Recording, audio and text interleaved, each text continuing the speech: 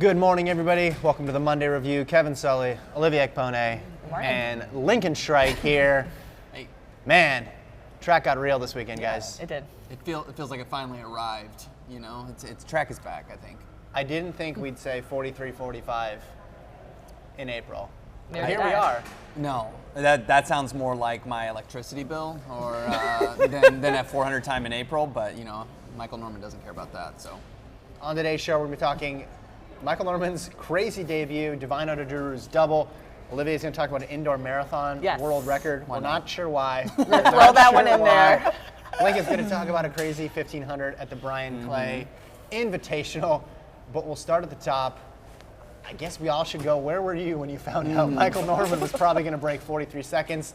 I was at home, went on Twitter, saw the time, thought it was a typo, almost texted Travis, our social media guy, to say, hey, you wrote 43-45 when you meant to say 44-45, which would have been a solid opener in and of itself.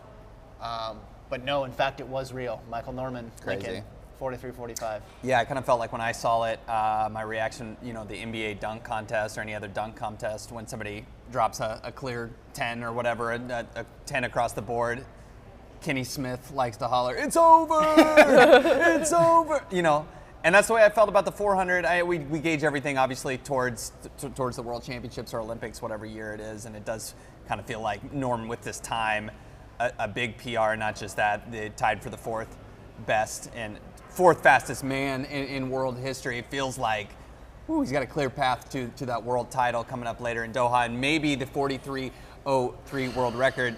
Nobody's run this fast ever in a debut. The closest man ever was Michael Johnson. He ran 43.75 in April back in 1997. This isn't even close, though. This is 0.3 faster than that. And a lot of people, skeptics, will point to, Michael Johnson ran 43.7 and then never ran faster that specific season. But this is a totally different thing. I mean, Michael Norman's only 21 years old. This was essentially his 400-meter pro debut. Johnson was an established star when he ran Who are the that skeptics? mark. You said the skeptics, man. Who's skeptical of Michael Norman this weekend? I don't know if anyone necessarily is, but this just to me is like the first sign from Norman that he's going to run 42 seconds this year. I don't think, yes, you know, maybe he's just way ahead of schedule and maybe his fitness won't increase as much as most 400-meter runners do throughout the season. But I see a very, very strong, I don't think this is some hot take, I see a very strong likelihood that he's the first man ever under 43 seconds by the time the season is all said and done. I mean, the guy didn't even expect it himself. He thought, I'll get a shade under 44 if it's a good race. He runs a half second faster than that. What is that, like 8 meters? I mean, the difference is just absolutely absurd. I mean, poor Rai Benjamin ran a 0.4 second PB, and he wasn't even essentially in the same race. I mean, Michael Norman is obviously light years ahead of where he expected himself to be, where anyone expected him to be, and I don't know how anyone, even Wade Van Niekerk, can possibly top him this season. Now, if Van Niekerk obviously gets to the 43.0 form, then he can beat him, but even if Van Niekerk gets back to that level, Norman may be in 42-second high shape by the time Doha arrives. Now, he's got to stay healthy. It's a long season. This, to me, is probably one of those situations where you sit there as a coach and say, do we need to rein this in a little bit? Let's you know, we don't want to get ahead of ourselves. We're clearly fit at this point. I don't know where he's at in his training regimen, but I mean, I got my new shirt that says haven't even started speed work. What speed has he possibly done? What speed has he possibly done? I mean, you know, he said he's got to get back to the lab and perfect his craft. Well, his craft is pretty well perfected. He's just got to maintain, just coast to make sure he stays healthy, get into USA's, because no one's topping him. You know, if he runs this time in October, there's a chance no one beats him, and he's only going to should only go faster from here. So it's kind of rein this in and figuring out the way to harness this all the way to the finish line. But I mean, what do you guys think? I mean, I think he's breaking the world record this season. I have to agree with Lincoln on this one. We have 158 days left until World Champs. He just needs to continue drinking his organic smoothies. That was something that he said was different compared to last year. But if he keeps this momentum going, I agree with Lincoln that 42 is going to be in the near sides. I mean, the easiest way to conceptualize this is Michael Norman debuted with Jeremy Warner's PR. Yes. And Jeremy Warner, one of the greatest 400-meter runners of all time. has numerous clutch performances, gold medals, you name it, he did it. And in the Osaka 2007 final. I mean, this is the Mount Sac relays. No offense to the Mount Sac relays. Exactly. And I compared, this morning when I wrote the recap, I compared the debuts of the 6 performances that were as fast or faster than Norman's. Yeah. The only one comparable, Butch Reynolds ran sub 44. This is an 88, so using the Telestopagia database, they might have been missing some performances. But that debut was at the Olympic trials. So it's apples to oranges. And if you're going to say that Norman, this is too soon, I mean, that kind of presupposes that Quincy Watts and Carol Smith-Gilbert somehow got this wrong and they were off by 3 months. I was playing devil's advocate right, there. That's devil's advocate. But no, I saw some of this on Twitter, like, oh, is this too much? Is this too soon? It's like, they know he's not in the NCAA anymore. Right. They are keenly aware when the World Championship starts. Yes. Quincy Watts has been down this road. Carol Smith-Gilbert has been down this road. I think they're going to be planning towards the end of the season. They know exactly how to get him right now. Does that mean he's going to have the same crazy trajectory as everybody else? That sub 43 is guaranteed? No. But I would be completely flummoxed if this was the high point of his season. Sure. If somehow Mount Sac, his debut on April 20th, was the best race. No, I think his coaches know better. They know how to get him ready. I just think he's that type of talent. The fact that he's doing it at 21 doesn't surprise me. 400-meter runners are always good when they're in their late teens to early 20s. But to do it just one race out of the gate with, yes, he had competition, but nothing that last 100. No. I mean, unless they find out that the El Camino College track is short, this is just completely an unexpected result for Norman, which is saying something. What percentage chance would you give to him breaking the world record this season?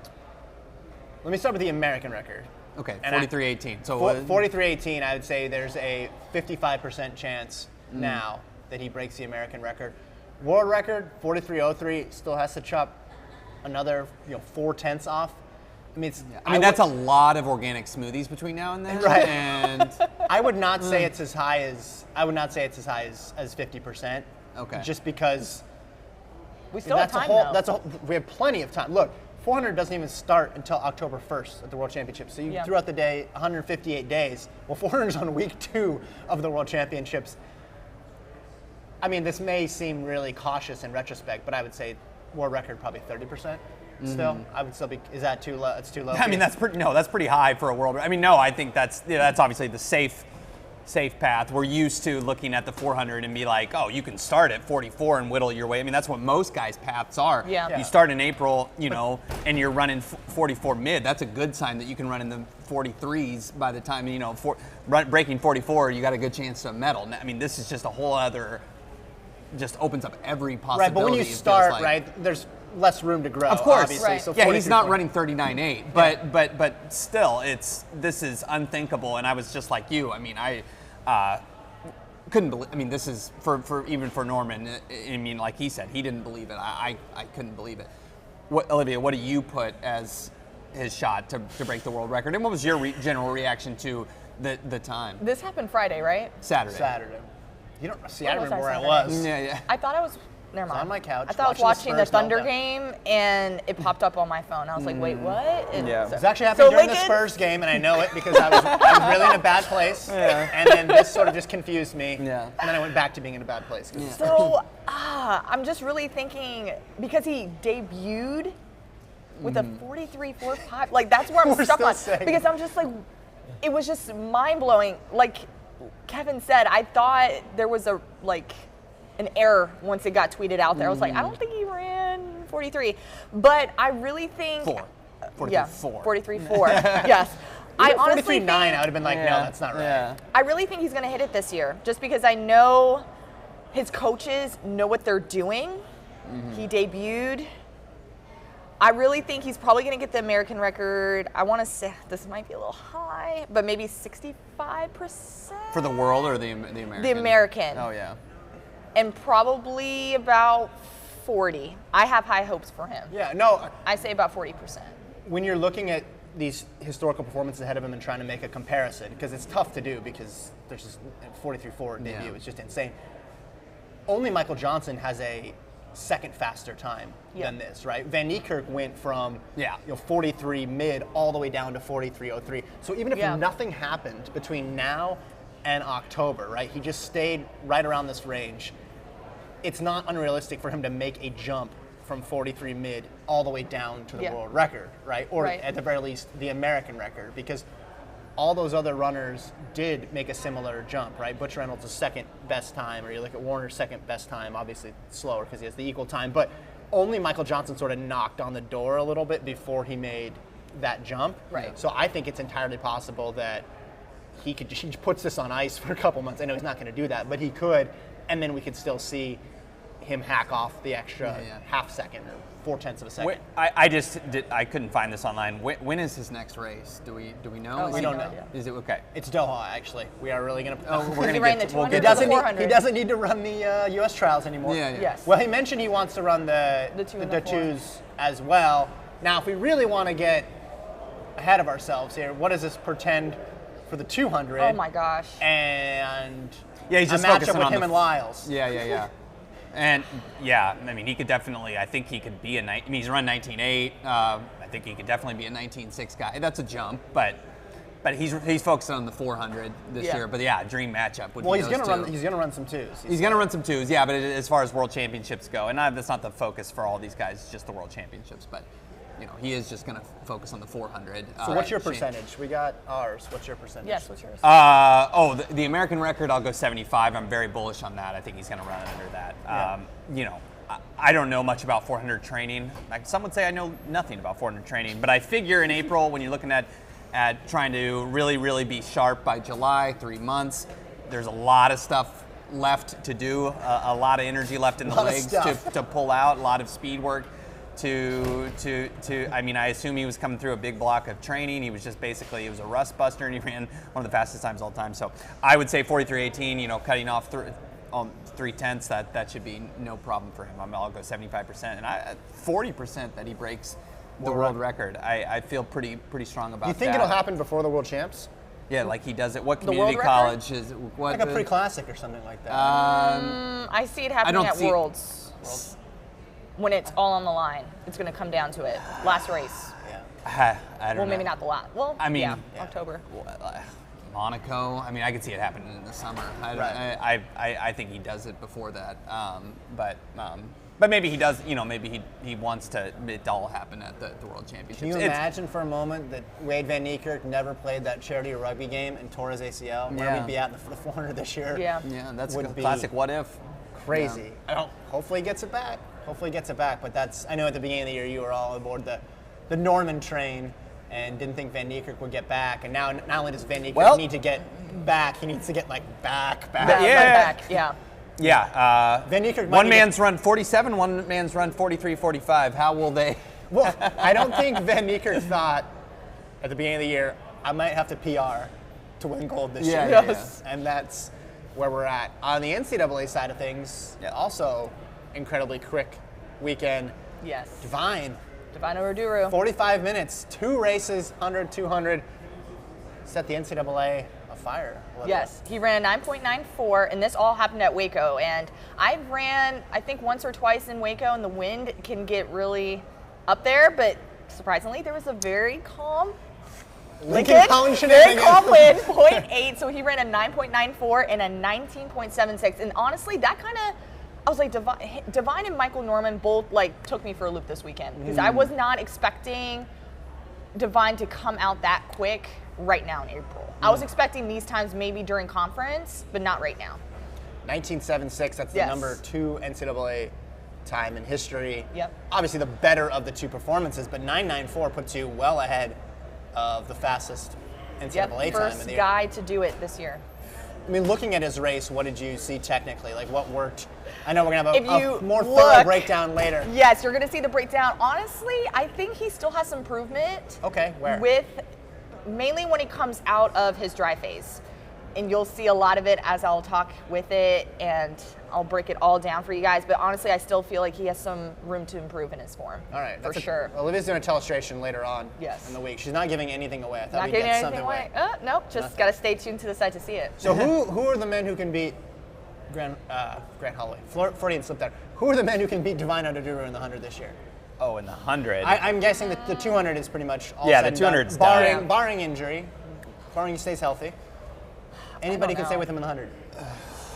I mean, This guy, Demet Kemp, ran 10:03 from South Carolina. You got Mario Yeah. Burke out there. yeah, I would say Burke is a possibility. I mean, Flournoy, maybe he's been running In the decently. 200? I was going to say the 100. Is it 200's over? The 200's over. Yes. Yeah, the 200's 100% over. Yeah, no, that's. I mean, let's look at it. I mean, he ran 20:08, and then he got 20:08 at Big 12s indoors, and then he got banged up a little bit. Still won NCAA's, but they basically had like a pulled groin. Now he's healthy again, and this is what he can do. I tend to be a little bit of the conspiracy nature and think that wind was a bit friendlier than it may be measured. But still yet, 1976 and obviously 994 are fantastic. He's incredibly fit. I don't think anyone's going to beat him in either race. But yeah, I'd say Burke is from Houston is probably the best Speed bet. City. But 994 is absolutely no joke. And if the wind truly was just 0.08, I mean, Well, the wind, you're never going to get a 0.8, I should say. never really going to get a very accurate wind on a 200, and I say that because of swirling winds and gusts and Yeah. the fact that you can't measure it all the way around. So, Yeah. hey, it's legal. It's Yeah. there. You said it was the first wind legal time ever in Texas. In the state of Texas, yeah, in history. Never actually. Yeah. In history. Get the legal winds in now because when Yeah. they come to Austin, Oh that's yeah, you're not always- getting it. Sorry. They're gonna have to run it sideways, like across the infield, to do it. I'm still interested in Holloway. Hasn't run one in college yet though, and ran a 200 this weekend. So Yeah. I'm guessing. And it was we're- bad. Like, what happened? We're I not don't going to know. say. I didn't watch the race. Yeah, I have no mean, idea. bad. I don't know what's He was bad. ninth. He was ninth in. Did he Oh, run like overall? didn't he run like a 21? He ran 20.9. 20.9? Yeah. I'm guessing we're not going to see him in the 100 this year Yeah. at all. I'm guessing we're seeing just to focus on the. I mean- the relays and the hurdles. Which why would you? But it would be awesome to see because I think Holloway does have legit Yes. 9.9 potential. I don't think that's crazy based on what he ran Yeah. in the 60. He's pretty good at the 110s too, I've heard. So. Yeah, and it looks like that might be the focus. But Divine Oduduru, that double reminded me of a little bit of DeGrasse's at Yeah. at NCAA's. Now both of DeGrasse's times were very windy, but that 19.5 along with I think it was like a +2 point. It was below Yeah. +3. Now the 100 he got like a crazy like a +4 win. But just Yeah. the back-to-back nature of these Yeah, two crazy for sprint sure. performances within a single afternoon. The dancing was good. What was his quote after? If you work for it, you can do it. Yes. That's what Divine told us. Yeah. He's giving life lessons out there. Yeah, too. he He's not is. just running fast. Let's go to surprises. Let's go to some people, some lesser-known people maybe, who aren't getting headlines, who surprised you this outdoor season. Mr. Shrike. Yeah, this we'll starts. start with you. This performance was a week ago, April 13th, I believe. I think at the Gamecock invite, but Isaiah you're right. Moore of South Carolina, not a guy I was really at all thinking about in the 110 hurdles. Obviously, Grant Holloway, Daniel Roberts, those are the two main contenders. But another SEC guy. Now it was wind aided, but only barely. A 13:25 he ran at that Gamecock invite in the 110s. He, in the prelim, set his personal best of 13:39. That's always good. But The prelim personal best is yeah, it's a classic. Confidence But I is mean, back. this would have been a personal best if not for Sure. that slightly wind-aided time. So this 13:25, again, yes, wind-aided, but leads the NCAA right now. Now, do I think he's going to beat Roberts or Grant Holloway? No. But this is just another guy who, kind of like Roberts, was under the radar. I think his best coming in was a 13.4 high Right. before the season, and this is it just adds a level of intrigue to that race. And if you're rooting for Holloway to run really fast and possibly break 13 seconds by the time NCAA Outdoors comes, or possibly before that at SECs, Isaiah Moore, somebody who could push him to the line possibly, just coming out of nowhere. I mean, I'll be honest, I'd never even heard of this guy before this season. And South Carolina in general went off in that Yeah. meet because that was the same meet where Kemp ran a 10:0. Yeah, And that was Quincy what- Hall was running well too. Yeah. So, under the radar guy I'd never heard of, and 13.2s even with a little wind is fantastic. Sounds good. What do you got? Okay, so for me, of course, I want to mention Divine Oduduru. He's been running very well, but honestly, I'm kind Under of the radar, Olivia. Under the radar. Yes, but there's one particular athlete, Andrew Hudson. They're training partners, I would assume, because they both go to Tech. I'm honestly surprised of how he's been performing throughout the course of this outdoor season. Just from the indoor, he looked really strong. When I was with Lincoln, we were doing the Big 12 Indoor Championships. We were like going back and forth of who was going to take the 200, and honestly, we were surprised when Divine ran to it. So I was expecting Hudson to kind of build on top of that and just continue the momentum, but we really haven't heard much of him.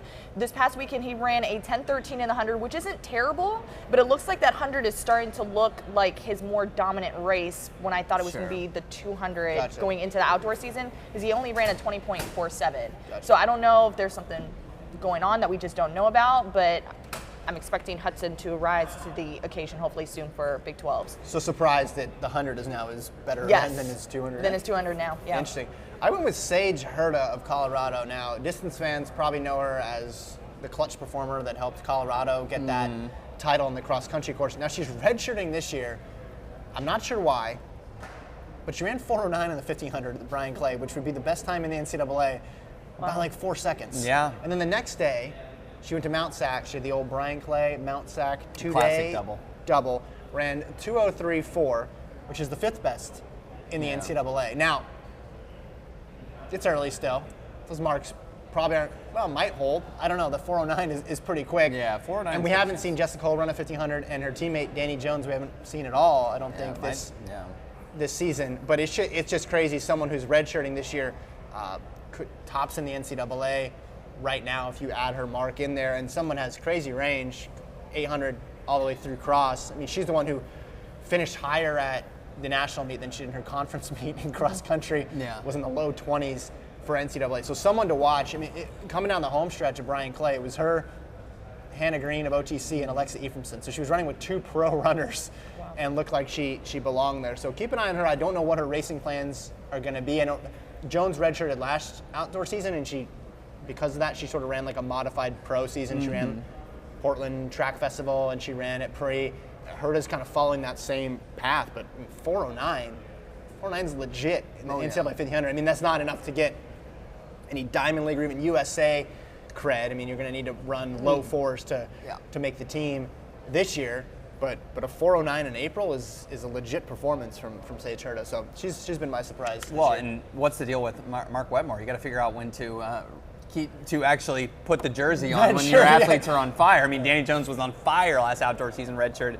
Sage Herda. No, I mean, I'm mostly tongue-in-cheek there, but still, it does seem odd to have somebody hitting on all cylinders and pulling their jersey.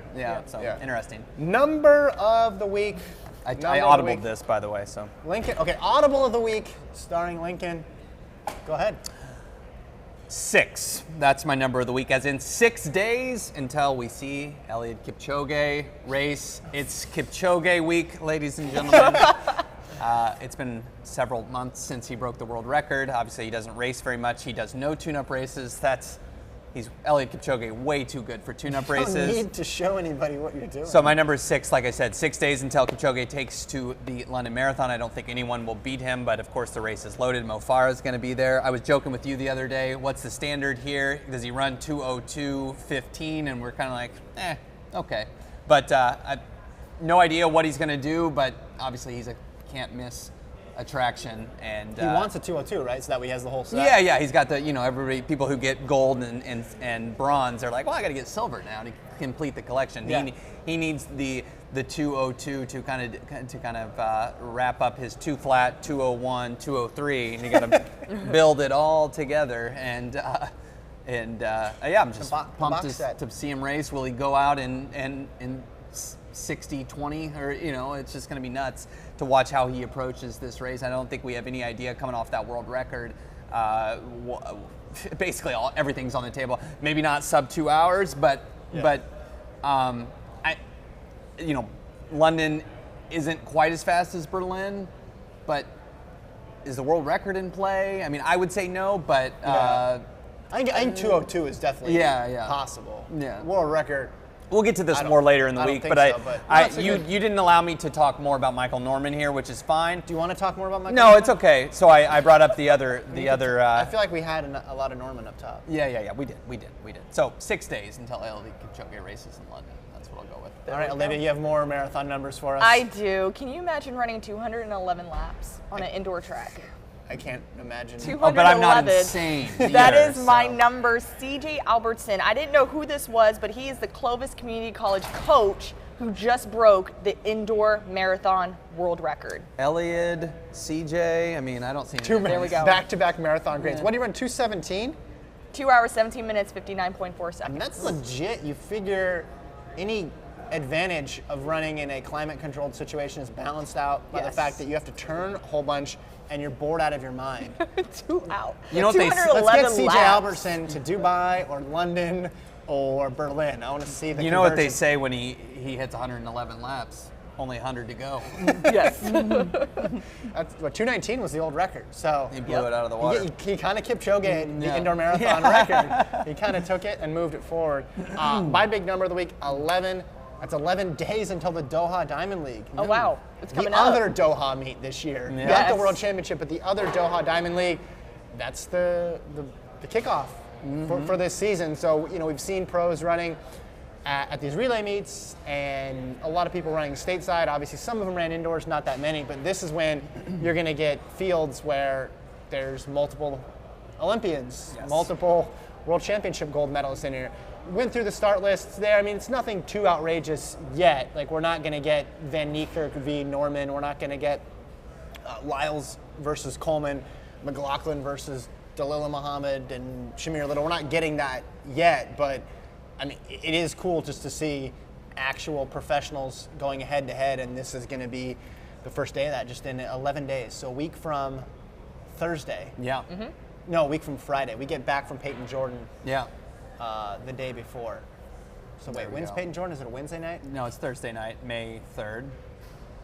Interesting. So maybe I have the dates wrong.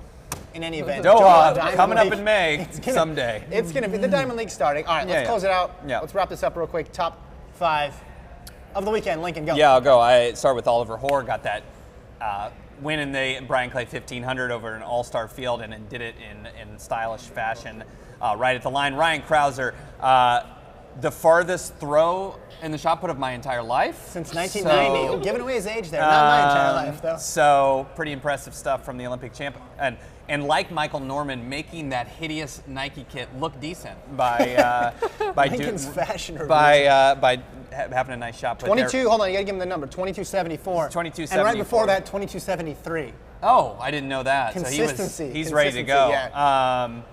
Ry Benjamin, number 3. Poor guy ran a .43 personal best and was overshadowed a little bit by a fellow I'll mention. Number 2, obviously, Divine Oduduru. Pretty good double there in Waco. Number 1, I don't have to say it, Michael Norman, 43-45. There we go. That was a good one, Lincoln. Thanks. So for me, I had a lot of matchups that I enjoyed watching. So Dalila Muhammad ran a 51.62 this weekend, I believe at Mount Sac against Kendall Ellis. So that was actually a really good race. So she mentioned in an Instagram post that in 2 weeks she'll be opening up in her hurdle event. So she's ran the 200, she's ran the 400 now. So I'm excited to see her put the strength and speed together Yeah. for her race. Number 4, I have Tiana Daniels versus TT.